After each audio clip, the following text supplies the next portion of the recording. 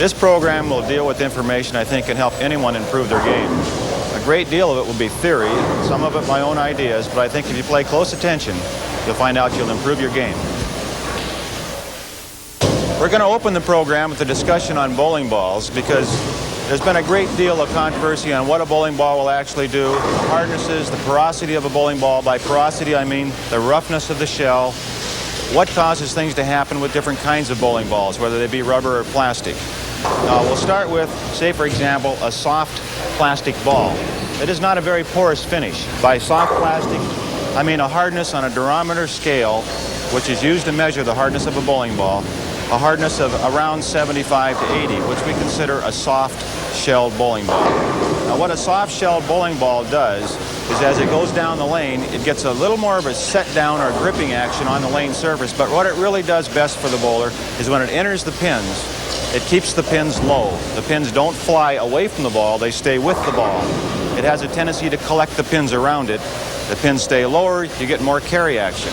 That's what a soft shell ball does. Whether it be rubber or plastic, it doesn't make any difference. You get the same reaction in the pin area as long as the surface of the ball is soft. Now when you go into another type of bowling ball, say for an example,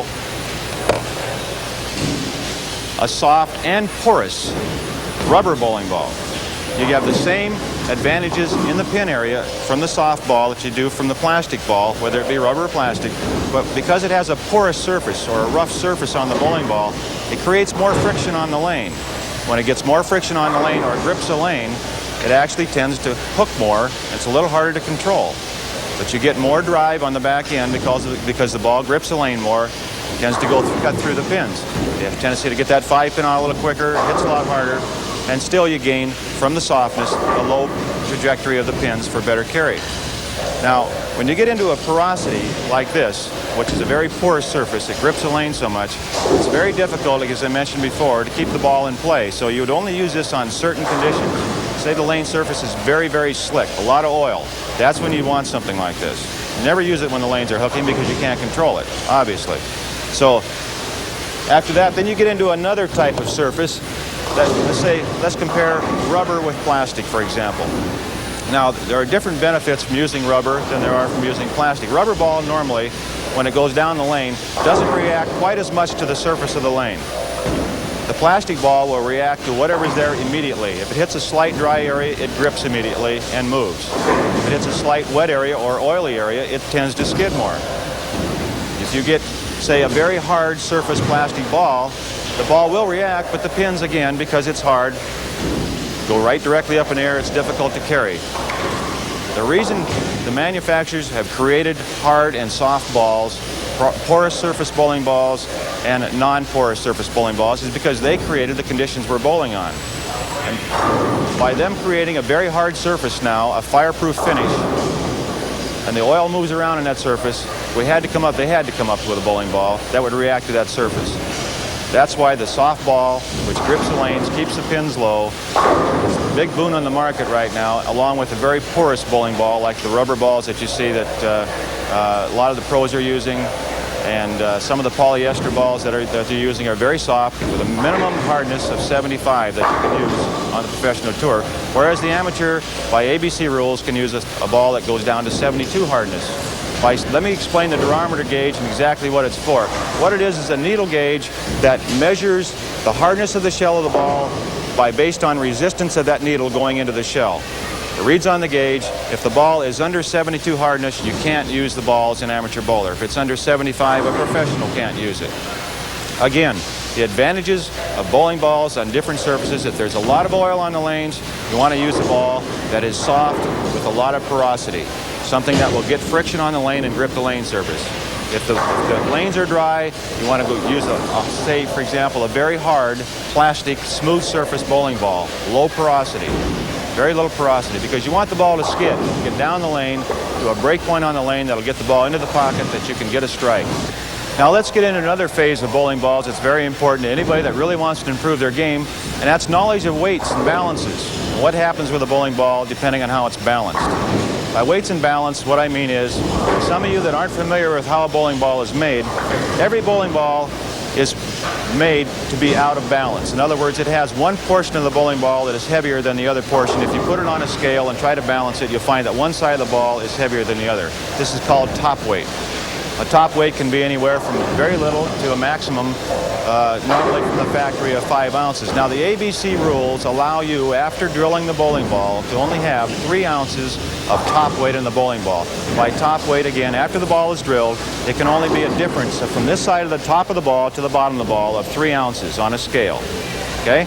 Now, what top weight does, based on how you move the finger holes and thumb hole around when the ball is drilled, is change how the ball reacts on the lane. You can do a variety of things with a bowling ball in this manner without changing your release and make the ball do different things on the lane surface. Now, if you take, for example, a bowling ball and drill it directly over the label where the center of the top weight is, you will end up with nothing but top weight in the bowling ball, which makes the ball have a tendency to lope as it goes down the lane.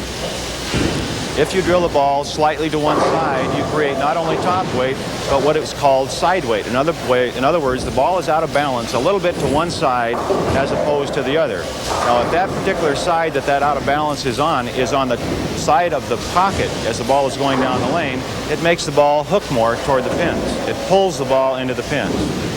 If you combine that by moving the fingers closer to the center of that top weight as you drill the ball and the thumb farther away and still have it slightly off to the side, you have what we call finger weight and side weight and top weight in the ball. This makes the ball go even farther down the lane.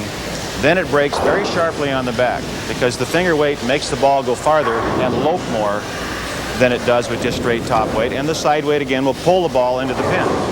If you reverse that and pull it back so that the fingers are farther away from the center of balance and the thumb is closer, this creates what we call an earlier roll, and it's called thumb weight. Again, with positive side weight and some top weight still in the ball rolls earlier or sooner on the lane. It doesn't delay the roll, and it's still a hook to the pocket, but at a more gradual type angle. It'll start to roll sooner and gradually roll up to the pins. The problem with this kind of weight, thumb weight, is that very often, if the lanes are hooking a little bit, the ball has a tendency to do what we call roll out. In other words, it'll roll too soon and then lose its energy on the back and almost stop and straighten out. When that happens, that's when you leave the 8-10s, the weak 5s, and the weak 10s, and things of this nature. You've got to be careful that you use the right balance for the right lane condition. If you go into it a little deeper and you want to know a lot more about weights and balances, the best thing to do is talk to a pro shop, someone that you know has a reputable name in the industry. They know what they're doing as far as weights and balance. Show him your ball track, where your ball actually rolls on the surface of the ball, and he can combine weights with that track, whether it be a low roll like a spinner, a high 3/4 roll, which is just outside the thumb and fingers, or a full roller. He can find a way to balance the bowling ball to get the maximum hitting action out of your ball into the pin area and get the ball to track properly on the lane on that particular surface you might be bowling at, whether it's the house you're bowling in that week or a tendency to travel around a lot if you like to bowl tournaments and things of this nature. You may want a variety of bowling balls with different balances that will make the ball react differently on different lane surfaces for you. Now, the most important thing in the game is to have the ball fitted to your particular style. If it isn't, you can be really a fine bowler and lose a lot of good hits that you shouldn't have. You've seen this happen with a lot of bowlers. They hit the pocket time after time, and they leave the 10-pin and the 4-pin and maybe an 8-10 or a 5-7 once in a while. And the reason for that is, a lot of times, is that their ball isn't balanced properly. Even though they're making good shots, when it goes into the pin area, it isn't driving properly. It may have a little bit of that thumb weight in it and it stops. It may have too much finger weight, so it goes too far down the lane and comes in behind the head pin, so it's too late to carry the corner pins. If the ball hits too late on the lane into the pins, you're not going to get the 10 out. And if you try to make a slight adjustment, you're going to leave the 4-pin or a 4-9 or something of this nature. So it's very important to have the proper balance in the bowling ball. And as I mentioned before, if you have a good pro shop in the area, someone that knows what they're doing with weights and balances, they can match the weights to your ball track and get the right reaction on the lane surface for you. Now, again, let me go back and give you a little idea of, again, getting into the hardness of the shell and the porosity of the shell, because you want to combine different weights with those. For example, you're bowling on a very slick surface, a lot of oil on the lanes. It's very difficult to get the ball to move in the back end. Now, you want to use a very porous surface, say, for example, something as a very rough shell. That gives you more friction on the lane surface. Combine that with no finger weight, for example, because you want the ball to go into a roll. You don't want it to break very sharply on the back, and the finger weight, remember I said, makes the ball go way down the lane. You don't want that. You're bowling on a lot of oil. The oil itself will make the ball go down the lane. Use a porous surface, something that's rough, and then also something that's fairly soft, 75 to 80 or even less if you can get it. Keep it above 72. Also, then combine the weight so that you have straight positive side weight. Not a lot, just enough to make the ball make an arc on the back. And you might want just a little bit of thumb weight in it. I'm talking about maybe a ½ ounce on the positive side of the ball, maybe a ¼ ounce on the thumb. And a low top weight, because again, the top weight, finger weight, make the ball go long down the lane. You don't need that on a lot of oil. Now let's say, for example, I'm going to talk about extremes. Let's say, for example, you're bowling on a lane surface that hooks a lot. As soon as the ball leaves your hand, it's hooking. We've all found this to be a very difficult lane surface to play. I'm sure any bowler that's watching this program saying to himself right now, I hate to bowl on the lanes when they're really hooking, because it's very difficult to get the ball in the pocket. There's only one really good solution to playing that kind of a lane surface. You have to give up the soft shell and lose some carry on the back end, because the ball with a hard shell is not going to carry well. You're going to lose your carry, but if you can get the ball to the pocket, at least you have a chance to shoot a respectable score. So you have to make a decision. Do I want to fight this lane surface and try to get good carry on the back end, knowing that I can't get that soft-shelled, porous ball to the pocket, or do I want to use a hard-shelled ball, something I can get down the lane with the proper balance, fits my release, so I don't have to fight the lanes, but I can keep it in play. And maybe I can, instead of shooting, fighting the lanes and shooting 540 that night, I might go out there and shoot 650 because I made a good selection. And that's what you want to do. You want to think. You want to play the game here as much as out there. So what I'm talking about, when the lanes are really hooking, you may want to use a lot of finger weight in the ball, a lot of top weight. Say, for example, if the ABC maximum is 3 ounces, you might want to go with 2½ ounces of top weight, almost a full ounce on the fingers, and almost a full ounce of positive side weight. This delays the roll of the ball, especially with a hard surface, very hard surface ball, something up around 90, that will skid a long ways for you. And all that weight in the ball makes the ball go farther, delays the roll. It'll make a sharp break on the back end, but at least you can keep the ball in play and have a chance to score with it. All right, let's get into a little discussion on pins and maybe a little bit on lane surfaces. Let's start with the bowling pin itself. And the reason, one of the reasons why scores are higher today than they were, say, 15, 20 years ago, or maybe even back in the old days when Allie Brandt shot 886 and set all those records and things of that nature. But today's pin, as opposed to what we bowled on 20 years ago or 30 years ago, is much easier to knock down. And the reason being is, you can see there's a double void in today's bowling pin. 2 holes in the center of the pin. This is a cutaway of a bowling pin. And you can see these 2 holes. And what that does is make the pin actually top heavy. The pins that we used to bowl on, when they were knocked down, they laid there like this. Today's pin, because it's top heavy, you can see the top of the pin hit the floor there. They fly faster, very quick reaction. When the ball hits the pins, you have a tendency to really jump and leave the ball and fly away from it.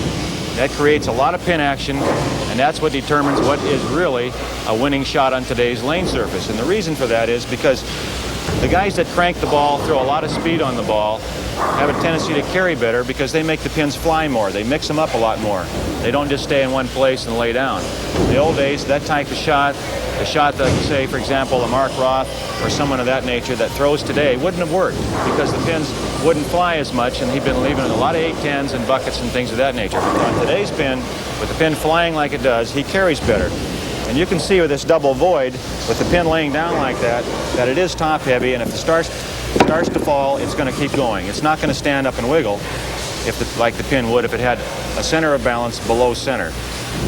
Center of balance being up in this area, it falls down.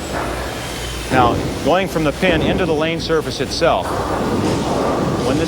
because of what I mentioned before about the guys throwing the big crank and a lot of speed on today's lane conditions, being able to carry this lighter pin better, and because it flies so much better, what happens with the lane surface, that's caused by the pattern of the oil, the hard surface we bowl on, and in order to keep that oil from moving around a lot, most proprietors have found they've had to put a lot of oil in the first part of the lane. And when you put a lot of oil in what we call the head area, or the first 15 to 20 feet of the lane, it gets carried down the lane as the bowlers bowl. And as that oil is carried down the lane, it creates a different pattern on the lane. It actually creates a stop area for the ball as it gets to the pins. When the ball starts to break to the pins, it has a tendency to stop. Now, as you can see, if the ball is stopping as it's going into the pocket, the bowler that has a lot of revolutions on the ball is going to carry better than the bowler that doesn't. Now, as the ball breaks to the pins, it also will break later because of this carry down of the oil. In other words, it'll go farther down the lane before it makes its turn to the pins. If it does that, it's coming in behind the head pin, and that's why with the pins flying like they do today, being very light, with the late break on the ball, they get all the mixing action off the sideboards. They carry those big blowout 5 pins and all this kind of stuff, and that's the reason for it. That's why today's winning shot in bowling has been created really by the manufacturers, not by the bowlers themselves. They've adapted to what's out there, and they're great players. But the reason that they are winning with that kind of shot, and they'll continue to win for years to come, is because of the lighter pins, the harder surfaces, the fact that the ball, as it goes through the first 20 feet of the lane, carries the oil down farther on the lane surface to a point where after 2 or 3 games, they've actually created hold area in front of the pocket, and with a big turn and a lot of speed, they get the ball down the lane a long ways and a sharp break in the back. You get all this flying pins. That's why they're shooting the big scores today. They didn't shoot on an average 20 years ago.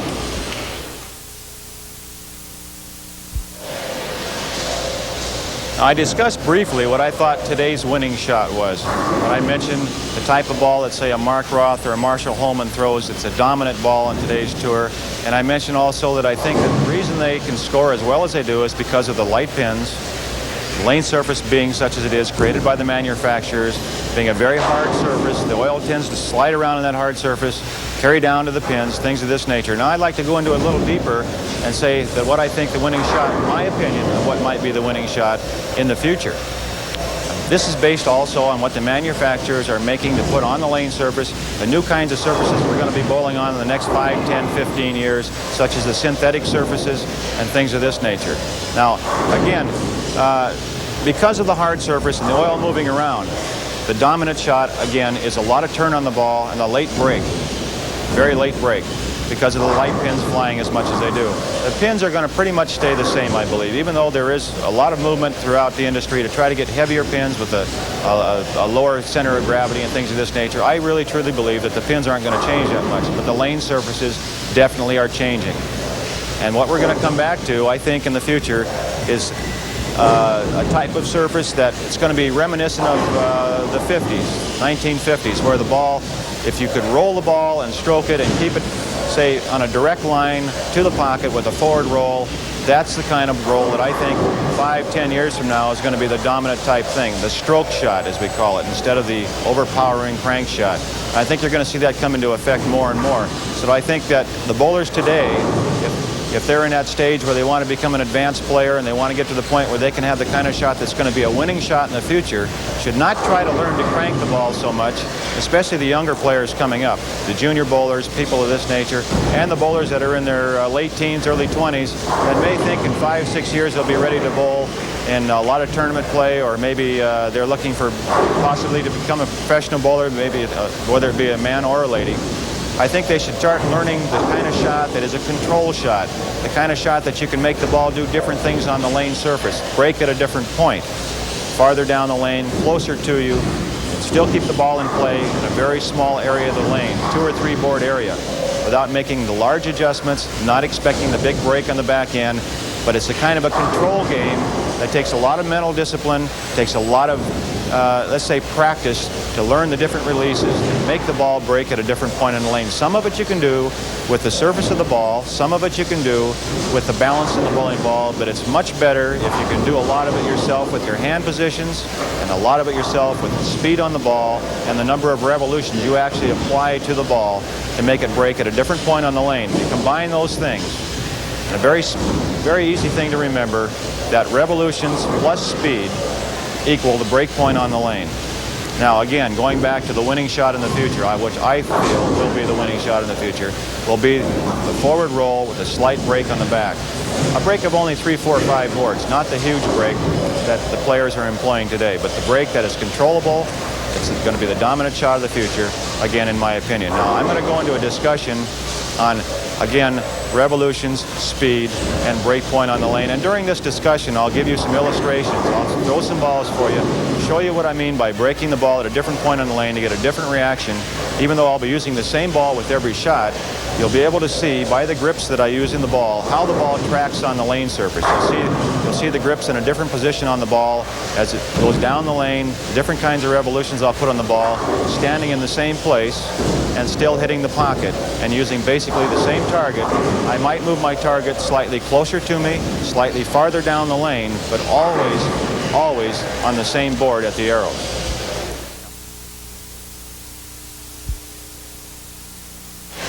Okay, now what I'm going to do here is demonstrate a few different releases, basically using the area around the second arrow on the lane. As I mentioned before, I feel that the shots of the future may be that you have to stay within 2 or 3 boards of a certain area on the lane and be able to control that area. In other words, make it playable. Not look around for something that you can't play or you can't find, but you might come in there and find out that you can only play one area of the lane as you cross the center. If you're bowling a tournament or bowling league and you're crossing lanes, you may have to stay around one part of the lane. So I'm going to show you some different releases, different ball speeds, different break points on the lane to make different things happen using the same bowling ball. Now, as I do this, you'll be able to see how the ball rotates on the lane surface. You'll notice that I'll stay in the same place as far as my feet are concerned, using basically the same target area. I may spot farther down or closer to me. I may change the point of release, the type of release, and the relationship of the ball to my sliding foot. Very important that you remember that, because the relationship of the ball to the sliding foot determines what you're capable of doing with the bowling ball at point of release. Let me explain that just a little farther so you know what I'm talking about before I demonstrate. As the ball enters the downswing, if your sliding foot has stopped and the ball's still back here, the ball's still back here with his foot stopped, you can see he's got a lot of time to bring the ball through, get it out in front, and really get some hit and revolutions on it. That's what creates a cranker. The foot is stopped, the ball's still back here, not up here like a stroker, but back here, so he's got the time to get it out in front and really hit it. Now, the other extreme would be someone that, say, throws a full roller or rolls a very high forward roll with the bowling ball. That's the guy that is almost still sliding and the ball's here at point of release. He doesn't have time to turn the ball or crank it. All he can do is lift straight through the shot. It comes off his hand. It's already leaving his hand, so he can't take the time to get around the side. He just doesn't have it. Now, in between that is instead of being here where the cranker is at the sliding point, or being here where the stroker is the three-quarter roll, which is in between. And I feel that's the best roll. That's the one that creates the most pin action on most lane conditions. It's the easiest to control going across a variety of lane conditions. And also at the same time, you can make better adjustments with it. In other words, you can move it around on the lane without getting yourself in a lot of trouble. You can make the ball do different things. Now again, getting back to a very simple formula, revolutions on the bowling ball, which you create by what you do with your fingers and your wrist, and the speed of the ball determine the break point on the lane. In other words, how far the ball will go down the lane before it actually turns to the pins. It's the most important thing for you to remember, because that break point determines whether or not you're going to get a strike. If the ball is too far down the lane, you're going to leave as a right-hander a 10-pin. If it breaks too soon, another good shot. Breaks a little bit too soon, you leave a 4-pin. The idea is to be able to make that adjustment on the break point either a little sooner or a little later, depending on what you're leaving, to make the ball strike. Many times you've seen bowlers bowling side by side, one guy striking every ball and the other guy's hitting the pocket the same number of times, can't strike, and the reason being because one has the right break point, the other one doesn't. Even though they're both seemingly bowling equally well, one guy's shooting 198 clean, the other guy's shooting 240, and that's the reason for it. Because he's got the break point, the right speed, the right number of revolutions, and you can adjust that quite easily by moving your target either a little farther down the lane, a little closer on the same board. Very small adjustment, maybe 6 to 10 to 12, 18 inches on the same board, that way, farther down, or closer. If you move it that way, farther down, the break point on the ball will break farther down the lane.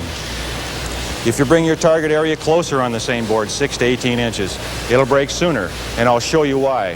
First of all, I'm going to demonstrate a normal shot for me on this particular lane surface, playing again around the second arrow. Watch the revolutions on the ball, watch the break point, and then I'll show you some adjustments, standing in the same place, using the same target, moving it farther down the lane, the break point, and moving it closer. Here we go. A normal, what I would call a normal shot.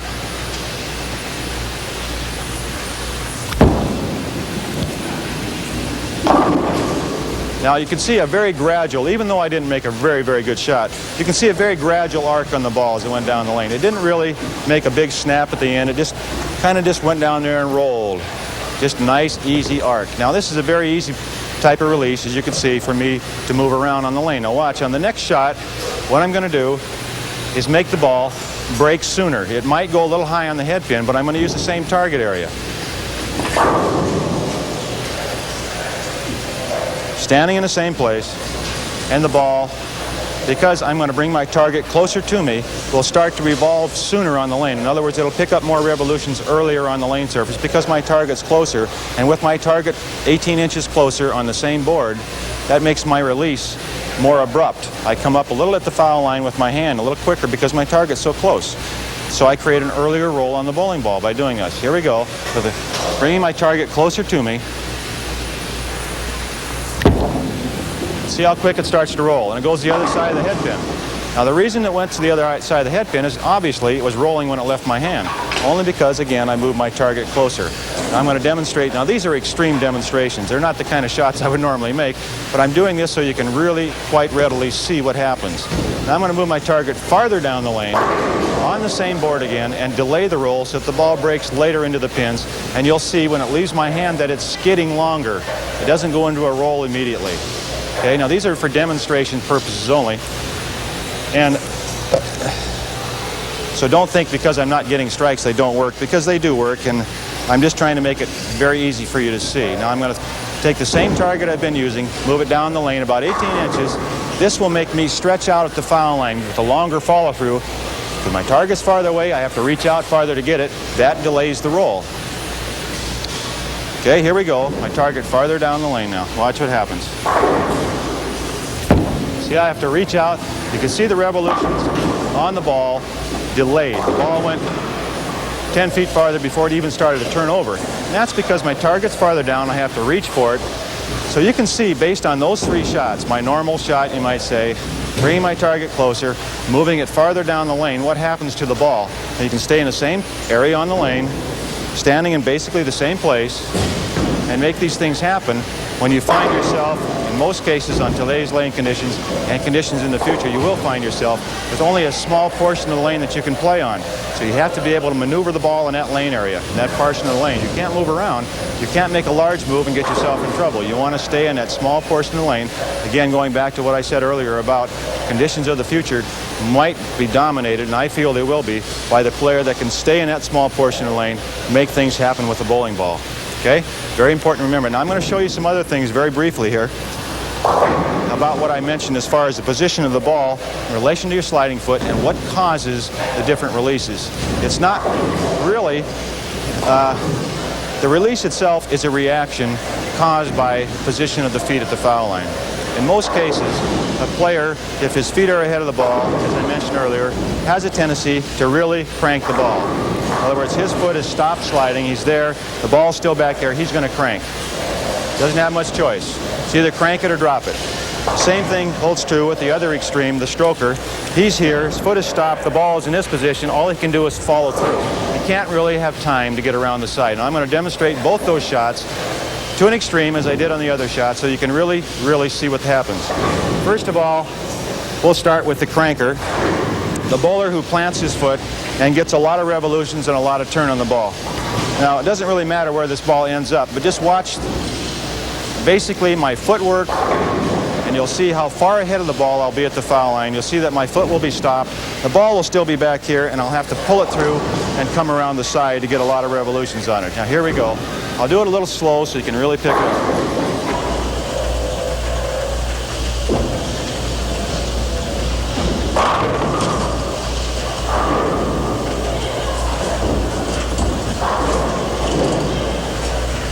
See how I have to pull the ball through.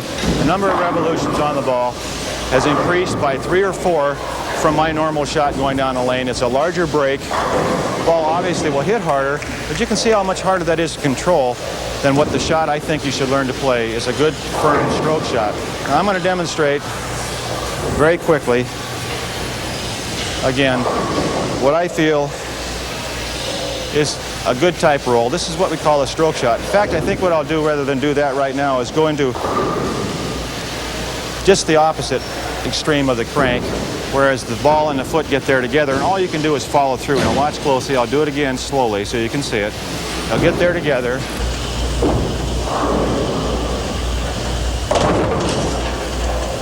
So all you can do is let go. You can't really get a good lift on the ball because they get there at the same time. My foot stopped and the ball was already here, so all I could do is let go. A lot of us have that problem because we just won't take the time to walk, get ourselves set, and get the ball in a proper position at the point of release. And this is done by getting up there with a good push away on your first step. If you do that with a good push away, you'll find yourself in position not only to get the lift you need, but the slight turn you need to make the ball finish into the pins. Not a lot of turn, but also not the other extreme, no turn at all. And I'll demonstrate for you now the position I think you ball and foot should be in at the point of release so that you can get the ball over the foul line with a good lift and a slight turn on the ball. Here we go.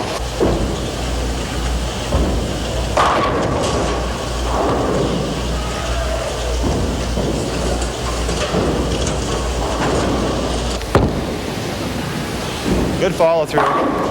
That way you get a good reaction on the back end, and you can move the ball around by doing this, as I mentioned before, farther down the lane, closer up, get different things to happen without changing your timing, without changing your ball speed that much. All right? When you change your ball speed, you also have to combine the change with the number of revolutions you actually put on the surface of the ball. In other words, you can't take your normal release, throw it harder, and tighten up the line, for example, and expect the ball to carry, because it won't. You have to pick up some revolutions on the back end because the ball will skid too far to carry, right? Also at the same time, if you try to slow the ball down with the same number of revolutions, it's going to be very difficult to control because the ball with the same number of revolutions that would normally hold the pocket, if it's released at a slower speed, will break so much you can't control it. And you've got to create too many you've got to throw the ball across too many boards to keep it in play. Right? So what I'm saying is, as you change speeds, you have to change your release. You can change your release by changing the position of your wrist, which is what I do, and I think that's the way to do it myself, or you can do it by changing the point of your release. In other words, where it's at in relationship to your feet, which is very difficult to do. So I think, and what I would teach you today, is that if you keep your wrist firm for your normal shot, and if you want to cut revolutions down, get less revolutions, make the ball go a little farther when you want to cut your speed down, then you want to open your wrist. In other words, bend it back slightly away from the ball so that it's a weak, what we call a weak wrist position. This gets you in a, obviously, and I'll show you quite easily, this gets your hand in a position where instead of being in a firm, straight position as this is, you can see that if I go this way with my wrist, which is a weak wrist, my hand isn't as far around the ball. The farther around the ball your hand is, obviously, the more revolutions you can put on it. So if I weaken my wrist up, I cut down the number of revolutions. By doing this, I can change my speed to a slower speed, still keep the ball in play. If I want more revolutions, obviously, I've got to cup the ball slightly, get around it farther, around that round surface farther, so that I can apply more revolutions. If I do that, I got to be careful to keep my speed firm because the ball will break right off the lane if I don't keep my speed up. All right? I'm going to demonstrate a cutting down of revolutions with a weak wrist. Watch the ball. It won't break much. It'll go fairly straight, and I'll slow my speed down, and it still won't hook very much. Here we go. An open wrist or a weak wrist position.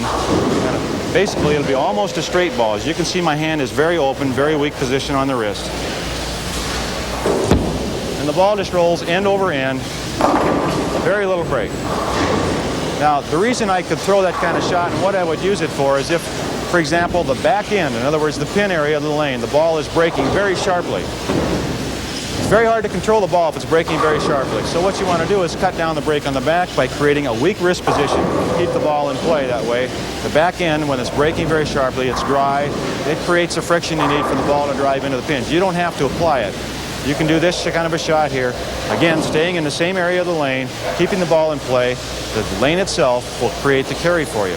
Now, on the other hand, let's say there's a lot of oil on the back end, and I want the ball to finish a little harder. So, to the other extreme, you cup your wrist. And when you cup your wrist, obviously, as I mentioned, you're farther around the ball surface. You're going to get more revolutions. To get more revolutions, you have to keep your speed up a little bit. You don't want to soften it up. So to do that, watch what happens with the ball now as I cup it a little bit. And you can see more revolutions. The ball breaks. If you don't keep your speed up, it breaks through the center of the head pin. You've got to keep your speed firm. Now, on that particular shot, what I would have done is spotted farther down the lane, get the ball farther down the lane. I know they're not breaking sharply on the back. I want to get farther down the lane with more hit. Makes the ball break sharper in the back. I get the carry I want without the ball being behind the head pin or late into the pins. That's how you adjust your break point very basically.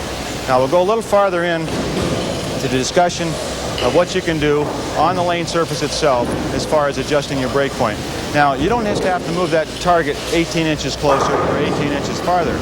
Or you can even take and maybe move a couple of boards each way on the lane, but you can move your target as far down as the pins if you're capable of doing it, and any point in between. Or you can move it right up here. I have bowled where I've spotted at the foul line and behind the foul line because I wanted the ball to go into an early roll.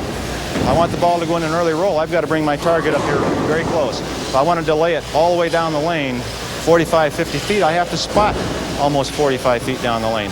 You can do this with practice. You must practice these things to be able to do them consistently and be able to use them in competition. If you're not prepared, if you haven't practiced well, then you can't repeat the shot, then you can't use it. Obviously, you have to be able to repeat it time after time with confidence to be able to use it.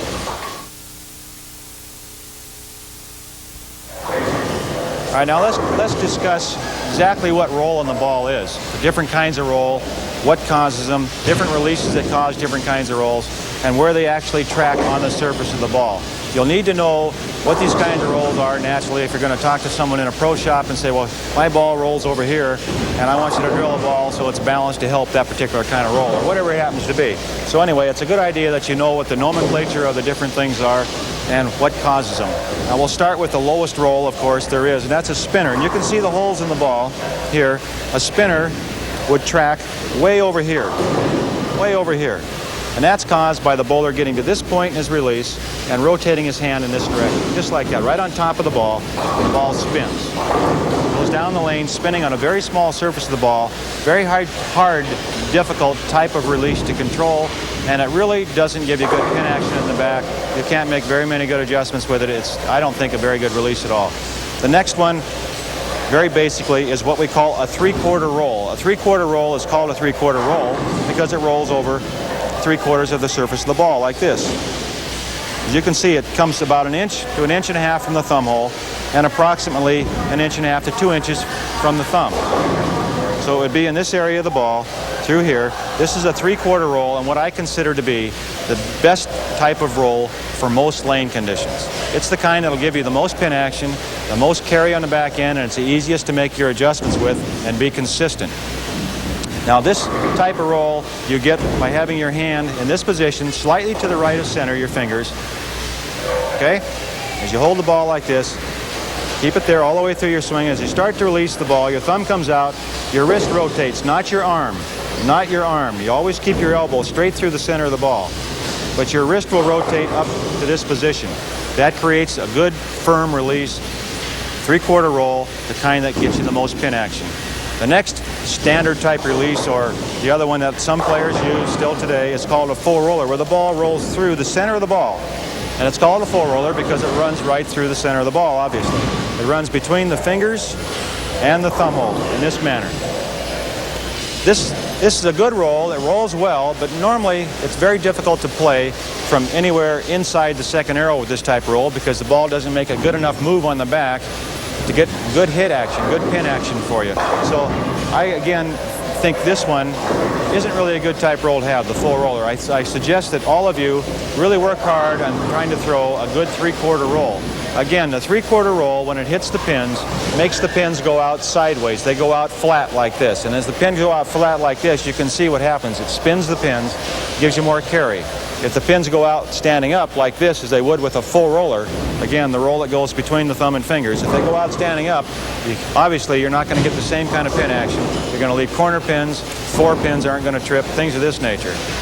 Again, you can play more angles with a three-quarter roll. You make more adjustments with the three-quarter roll. You get more pin action out of the pins with a three-quarter roll. Just obviously the best way to go. All right, now let's talk a little bit about what the proper position is to start and things like that. And then I want to get into a little more into the details of what causes things to happen depending on how your body is positioned at the foul line, your hips, your sliding foot, your shoulders, things of this nature, which are very important to you if you're going to make good shots, consistently good shots. Not just one and two in a row, but I'm talking about time after time. Now let's start with a good stance, proper stance. The way I look at it should be with your knees slightly flexed so you can relax a little bit. Ball about waist high with the majority of the weight of the ball on this hand, the opposite hand that you're bowling with so that you can relax your shoulder. If your shoulder isn't relaxed, you can't make a good arm swing. So you want to be nice and relaxed with most of the weight of the ball on the opposite hand. Your fingers between 3 and 6 o'clock as you look at them from a clock dial. Somewhere in this position, a straight push away, out, directly out from the waist in this manner. I'll try it for you and we'll take a look at it. Here we go. That's the proper approach right there. Get the ball consistently the same way down the lane to the pocket. Now, I'm going to demonstrate some things that happen and what causes things to happen at the foul line, depending on the position your body's in and why it gets in that position. For example, I went back and I showed you the different releases based on the relationship of the foot to the hand, where the ball is at the point of release. If the foot is stopped here and the hand is right in this area, all you can do is stroke, okay? Now, if the foot is stopped and the ball's back here, all you can do is lift hard and crank, or else just drop it. And nobody wants to just let go, but you want to get it out so you can control it. Now, if you watch my approach this time, I'm going to show you what happens if you get up there with your feet just a little bit too fast. You'll find that the ball's going to be behind you, and you either have to crank it or pull it through, and if you pull it through, it pulls your body sideways, and if your body's sideways at the foul line, in other words, your foot is in this position, it comes across your body, you can't extend. You can see I can't bend my knee with my foot sideways, so all I can do is pull it across my body or drop it and let it go. It's bad. So we'll take a shot at that, and you'll see what will happen with my foot. Because of my feet are being too fast, see what happens? My foot sideways, the ball comes across my body like this. It's very difficult to control that kind of shot because everything happens so quickly. So with a good push away, with a nice smooth swing, relaxed shoulder, if you hold the ball in a proper position with the knees slightly flexed, push the ball straight out and let it swing relaxed from your shoulder, you can forget about your feet. You don't have to worry about the speed of your feet because the ball will swing at the same pace every time. If the ball swings at the same pace every time, your feet will time themselves to the arm swing. Don't ever try to time your swing to your feet. Always time, just let the ball swing and your feet will take care of themselves. Never try to time the two together. Let the ball swing free from the shoulder and the feet will take care of themselves. Now let me show you the proper position at the foul line as you slide. Now, the proper position, which if your foot is square, the way it should be, everything else will square up. By square up, I'm talking about the hips right up through the shoulders. Now, if your foot is in this position, obviously I can't bend my knee and everything pivots sideways and I pull the ball. But if my heel slides to the inside, slides slightly to the inside like this, you can see what happens then. My hips square up, everything is square to my target line, not to the foul line, to my target line. In other words, the line I want the ball to take on the lane. Don't worry about squaring up to that foul line. It doesn't mean anything. You may be coming from this area and sliding this way.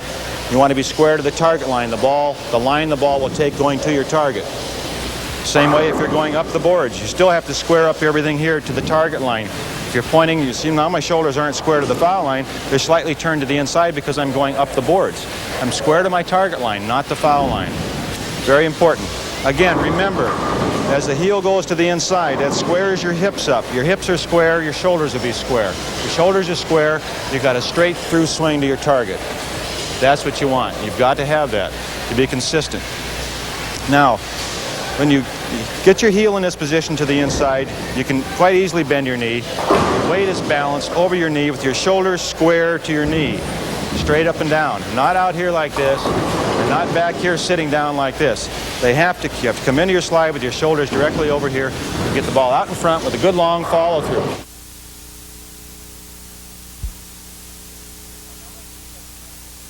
All right, now let's discuss practice a little bit and the proper way to practice and things of this nature. There are a multitude of things that people come up to me and ask me questions about, well, how should I practice? How many games should I practice?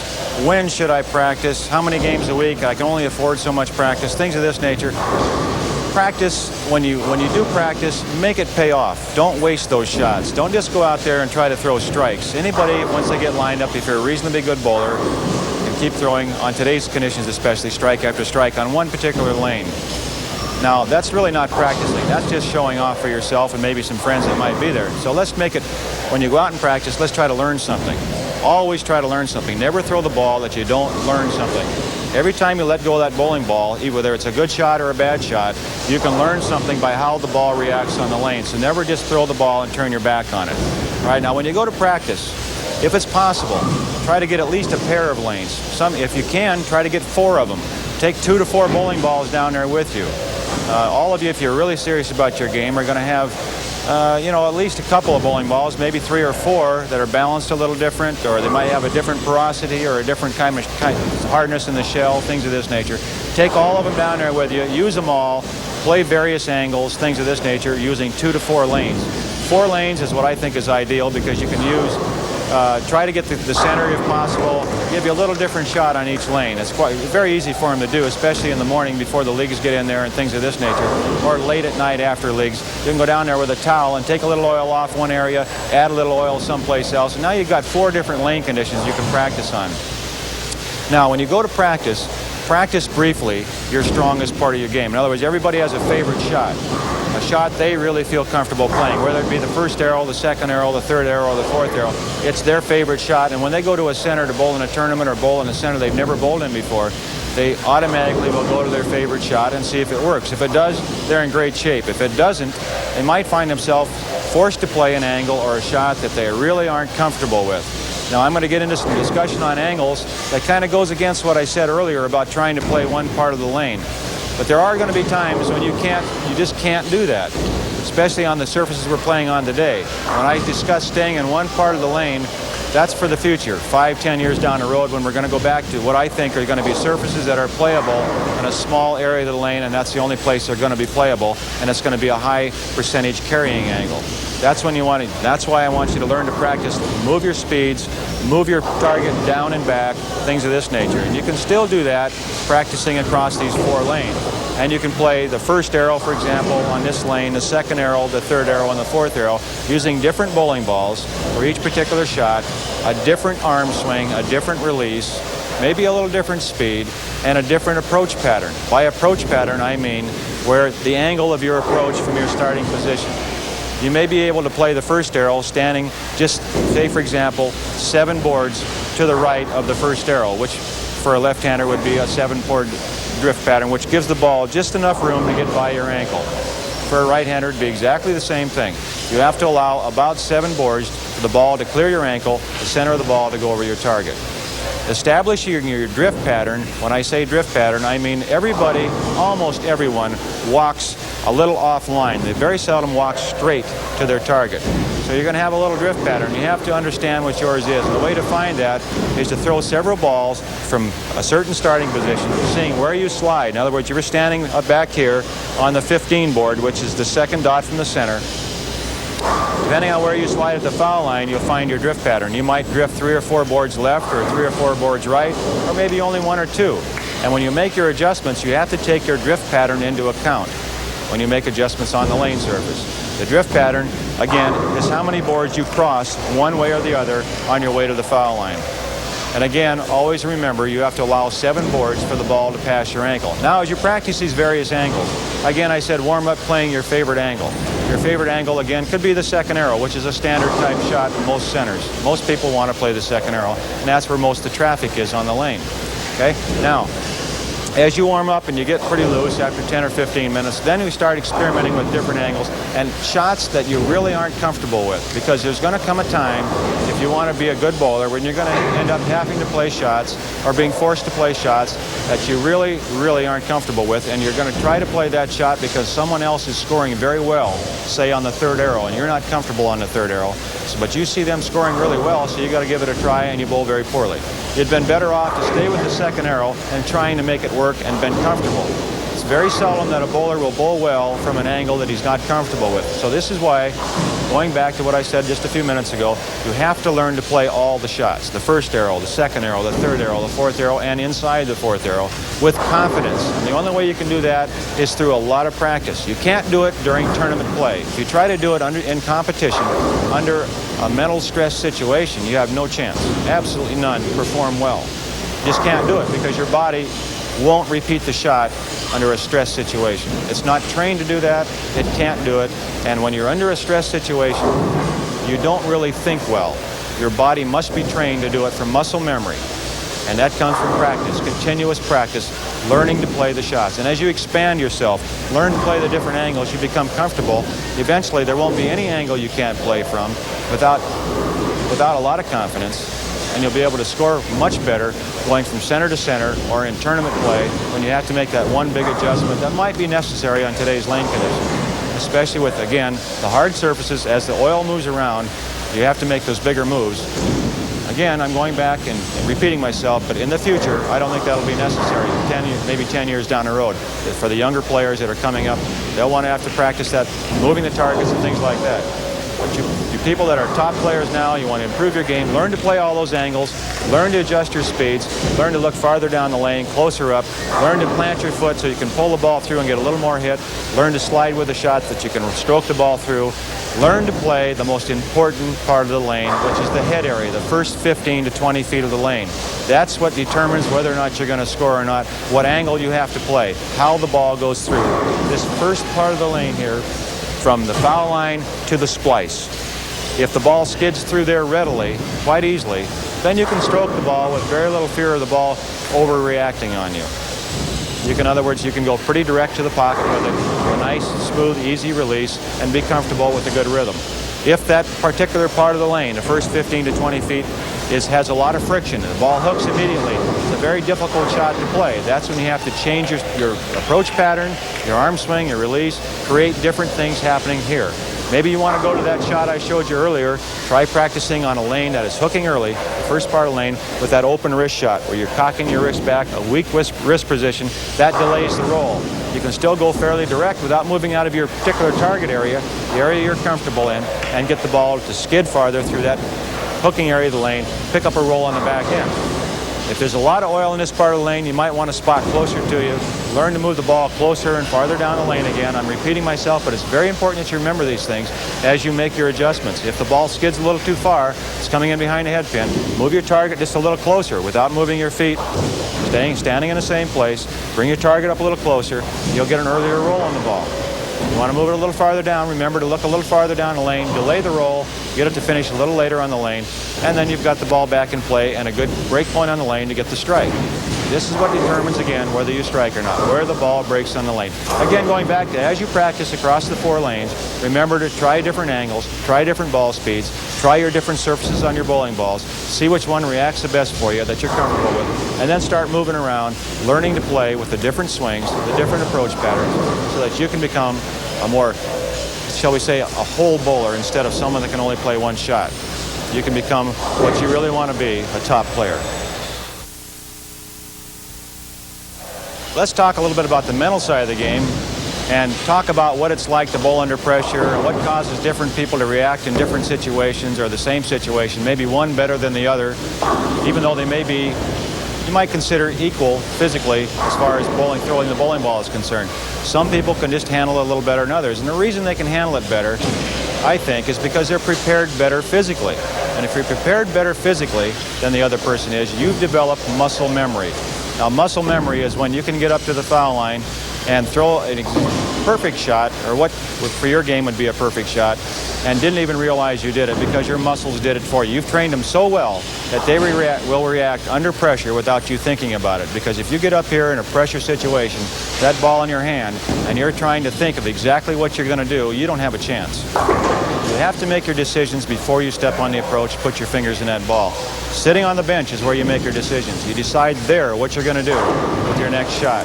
When you get up on the approach, put your hand on the ball, it's time to forget about everything and just go make the shot, because your muscles, if they're trained well enough, can handle the situation for you. Let's talk about, again, back to the physical side, practicing properly and getting into the mental side of the game with your practice. Now, as you get out there and you're practicing and you start to get tired, a lot of people say, well, that's the time to quit when you're tired because you're going to start to make bad shots. I feel just the opposite. When you start to get tired, that's when your mental discipline comes in. That's when you really have to work hard to make a good shot. And that's when you're really concentrating well.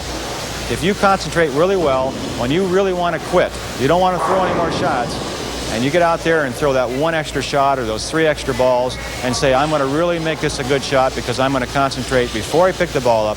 I know what I'm going to do. I'm going to really make sure I do it right.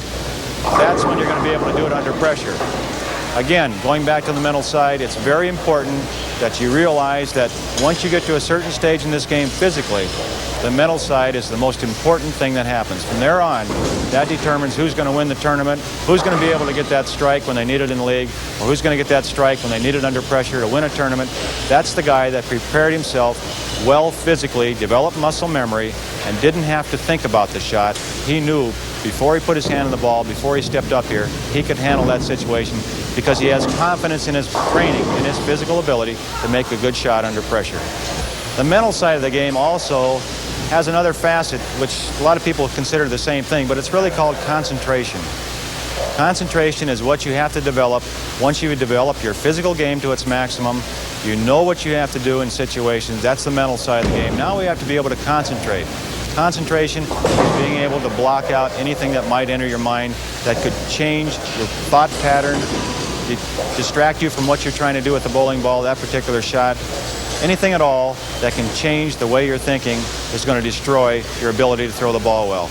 Now, concentration, the way I look at it, is being able to get yourself into almost a stage of self-hypnosis, to the point where your mind is like what they call a one-track mind.